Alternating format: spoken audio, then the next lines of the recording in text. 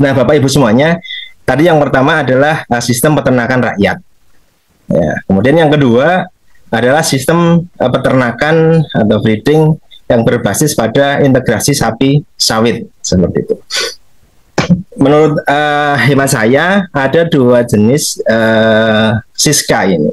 Yang pertama Siska yang dilakukan oleh perusahaan mempunyai kelembagaan, ataupun Siska yang memang peternak biasa. Jadi peternak punya sapi, kemudian dipelihara di lahan perkebunan, yang pemilik perkebunan, perusahaan yang punya perkebunan, welcome, tidak mempermasalahkan. Ini ada dua. Nah, dengan kelebihan dan kekurangan masing-masing. Siska yang dikelola oleh kelembagaan perkebunan, contohnya, ini biasanya menggunakan sapi-sapi yang breednya ongol, Brahman ataupun Brahman cross, atau yang sudah cross.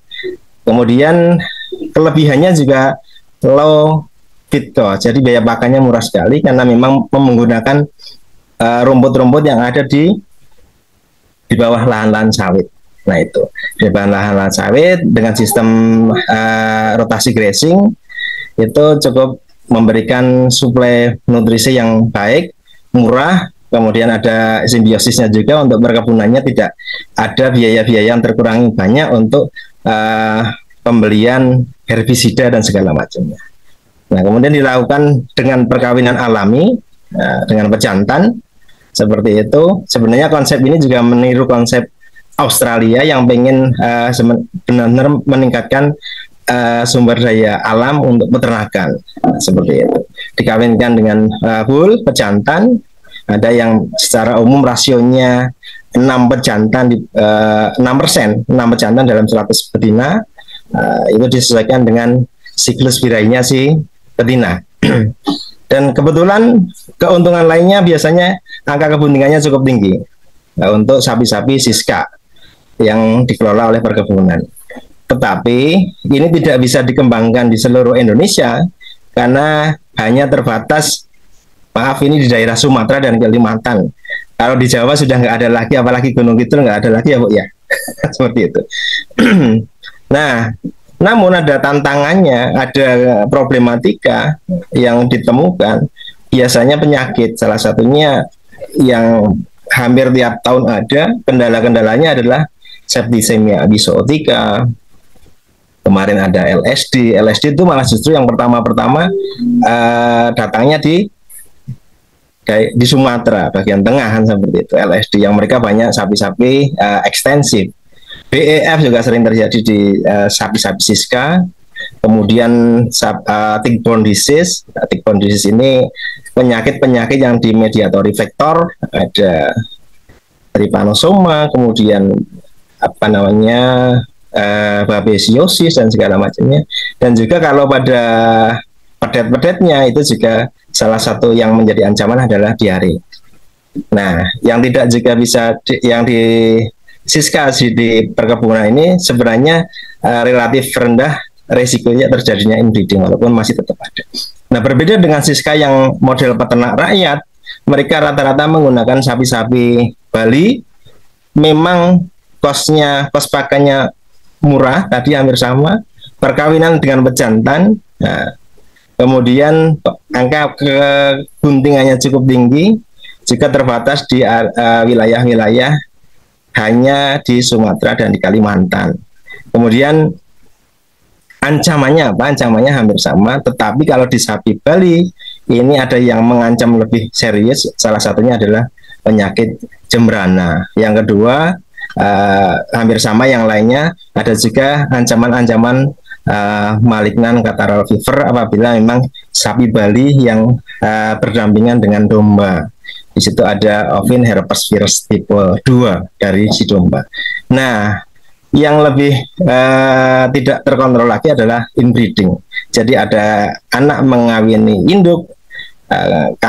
Kalau kakek mengawini cucu belum tentu ada, karena kadang sapi-sapi bull yang sudah gede besar sudah lebih awal dijual. Yang ada adalah kadang anak mengawini induk ataupun anak mengawini nenek kan, seperti itu inbreeding, sehingga itu tidak terkontrol. Nah, ini contoh-contoh, semua dokumentasi ini saya ambil dari pengalaman saya Surabaya juga di tempat-tempat kerja sebelumnya.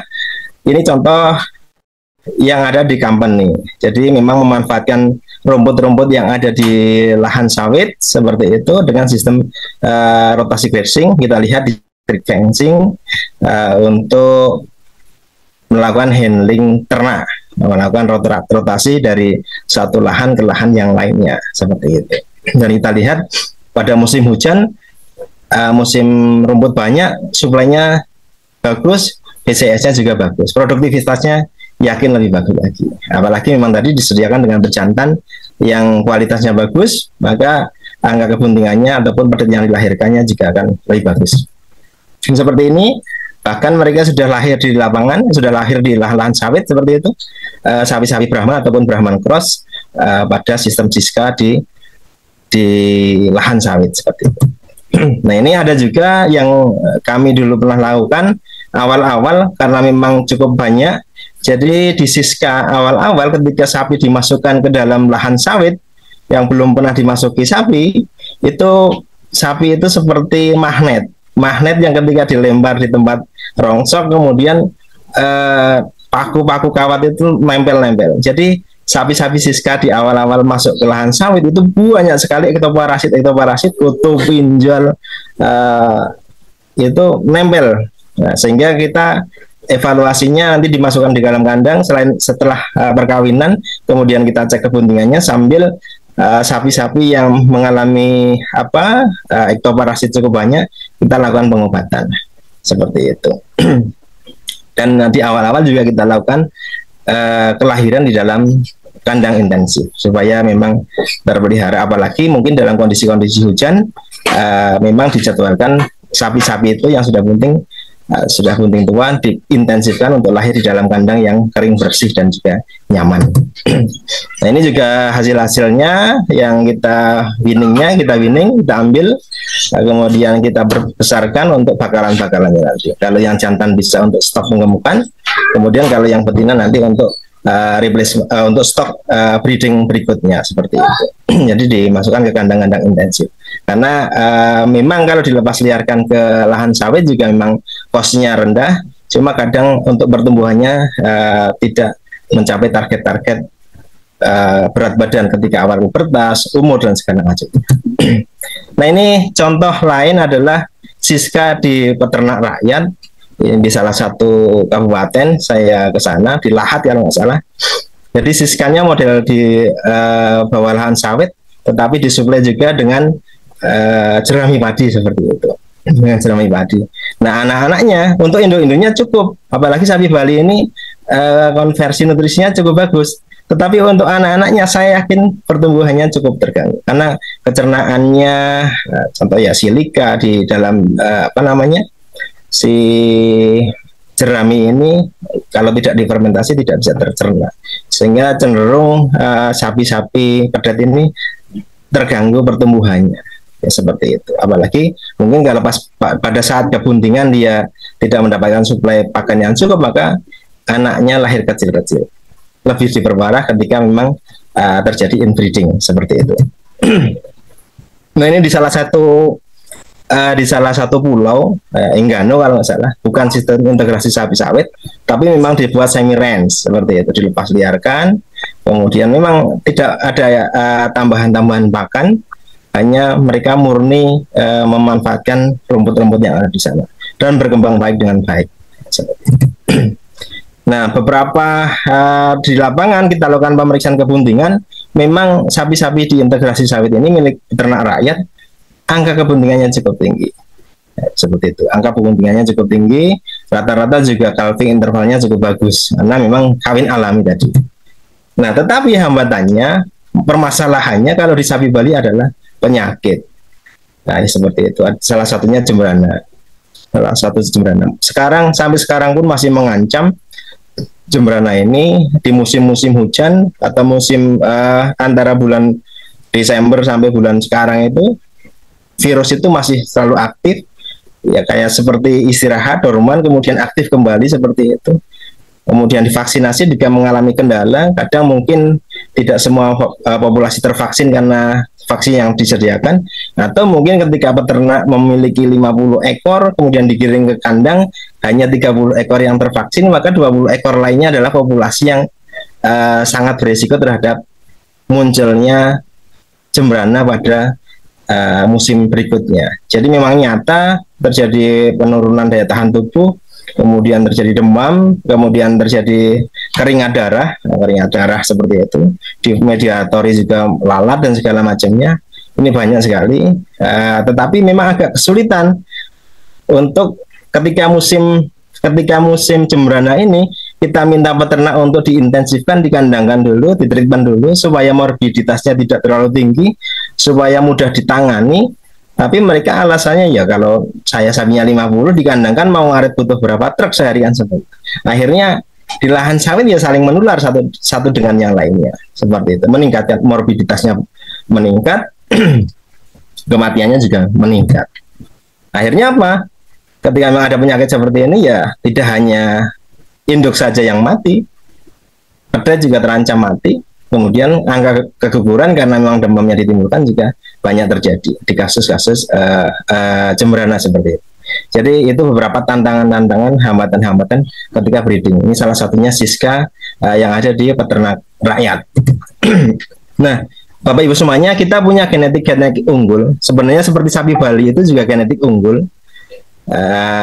Kita juga ada Sumba Unggul. Saya beberapa kali ke Nusa Tenggara Timur, di Waingapu sampai ke dalam-dalam itu seperti ini. Ketika musim hujan sapi luar biasa, bagus-bagus, cukup gemuk-gemuk, angka kebuntingannya cukup tinggi.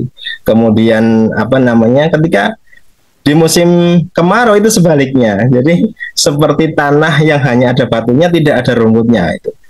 Sama sekali sedikit sekali, sehingga sapi-sapi itu terkesan di musim kemarau kurus, kadang hanya makan apa saja yang dia bisa makan, bertahan, walaupun memang daya tahan tubuhnya luar biasa banyak, luar biasa bagus seperti itu.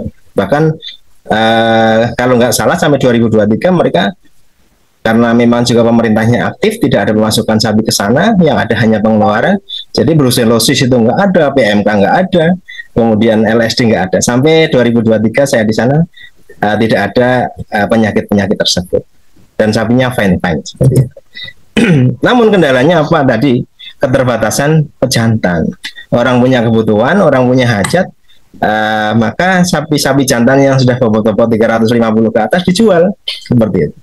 Dijual, padahal itu yang andalannya untuk mengawinkan, walaupun perkawinannya ya tidak tahu nanti si bapak mengawini anak dan segala macamnya. Jadi ada waktu-waktu tertentu yang membuat keterbatasan pejantan di sana, sehingga pejantan-pejantan yang sebenarnya belum cukup umur, ya pokoknya disediakan saja di situ untuk mengawini induk-induk yang besar. Akhirnya ya kualitas spermanya, angka kebuntingannya juga mungkin tidak akan maksimal. Nah ini juga mungkin belum terlalu kita perhatikan. Nah, karena hasil dari peternakan di sana pun memang sapi-sapi jantan yang memang mereka jual atau sapi-sapi yang sudah ikau yang sudah mendekati afkir seperti itu. Nah Bapak Ibu semuanya, kita punya genetik unggul lainnya adalah Jawa Brebes. Sapi Jawa Brebes. Sapi Jawa Brebes ini di musim hujan sehat-sehat, gemuk-gemuk, BCS-nya bagus-bagus. Karena memang mereka merumut di bawah pohon-pohon jati seperti itu. Angka kebuntingannya juga tinggi, calving intervalnya bagus. Tapi di musim kemarau juga ketersediaan rumputnya cukup terbatas, sehingga sapinya agak kurus-kurus. Apalagi memang keterbatasan pejantan, memang saya temukan di sana beberapa. Kadang satu peternak itu dengan punya 20 ekor betina saja tidak punya pejantan, lalu yang ini nanti siapa, kan seperti itu. Padahal tidak ada di sistem integrasi mereka tidak ada inseminasi buatan, kecuali yang sudah memang diintensifkan seperti itu. Nah ini kendala-kendala di sapi-sapi integrasi. Nah ini salah satu contohnya, keterbatasan kualitas pejantan sehingga anaknya juga kecil, padahal indukannya bagus. Nah kalau di Australia sendiri, kemarin saya mengikuti seminar, di sistem range di sana jutaan hektar untuk memproduksi sapi. Ini mereka melakukan investasi, membeli bull yang kualitasnya benar-benar baik, bebas penyakit, mempunyai libido yang baik dan segala macamnya itu.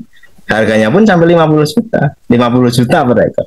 Sebenarnya tidak terlalu fantastis karena sapi-sapi apa yang bagus-bagus punya kita itu harganya pun ada yang sampai 50 100. Tapi mereka memang membeli pejantan-pejantan itu yang memang kualitasnya bagus untuk mengawinkan. Mau menyediakan 6 ekor dari 100 betina kan seperti itu. Nah, Bapak Ibu semuanya, itu kendala-kendalanya seperti itu. Kendala-kendala disiskan tadi sudah saya sebutkan, salah satunya penyakit. Salah satunya penyakit. Maka sebenarnya penyakit ini bisa ditanggulangi, bisa dicegah. Ya salah satunya ini, maaf saya lupa ngeblok merek-mereknya, bukan berniat untuk promosi. Jadi contoh seperti jembrana. Jembrana memang kesulitan di peternakan rakyat itu salah satunya mereka dilepas liarkan di lahan sawit. Berbarengan mungkin punya si A si B gabung jadi satu, sehingga ketika muncul gejala kelainan satu ekor menularnya sangat cepat. Nah, tetapi memang itu kendalanya ketika memang disuruh minta diintensifkan atau ada program vaksinasi ke situ gratis contoh, itu tidak semua orang welcome seperti itu, atau mungkin ribet, merasa pekerjaan hariannya terganggu sebagai petani, sebagai tukang sadap karet, atau mungkin tukang dodos sawit dan segala macamnya, sehingga populasi ada yang memang tidak tervaksin, sehingga ini yang membuat risikonya meningkat. Nah, mungkin kalau bisa diwacanakan, mudah-mudahan hari ini ada yang hadir juga dari kementerian atau mungkin yang punya kewenangan di situ. Kalau dibuat lebih praktis sebenarnya lebih bagus. Contoh kalau di Sumatera, jembrana dan juga SE ini sangat erat. Kadang bingung antara SE atau jembrana kan seperti itu. Maka kalau memang menurut saya bisa dilakukan, join vaksinasi. Sekali nangkep sapi, wong susahnya minta ampun, nggak ada nggak ada untuk restrain dan segala macam, cattle liar segala macam, sehingga begitu kadung nangkep satu sapi, ya udah sekalian vaksin jembrana juga vaksin SE seperti itu, jauh lebih efektif menurut saya. Dan mungkin waktunya juga bisa dihitung, ya, kita cross check lagi kapan dia sampai menimbulkan antibodi, kemudian kapan dia turun, ya, kemudian sebenarnya kapan waktu-waktu terjadi penyakit kembali, itu bisa dihitung mungkin seperti itu. Nah, mudah-mudahan ini bisa menjadi koreksi supaya kalau bisa lebih efektif sekali jalan di vaksin SE, vaksin jembrana. Contoh untuk sapi-sapi Bali seperti itu. Kalau untuk sapi-sapi yang lain tidak perlu dilakukan vaksin jembrana.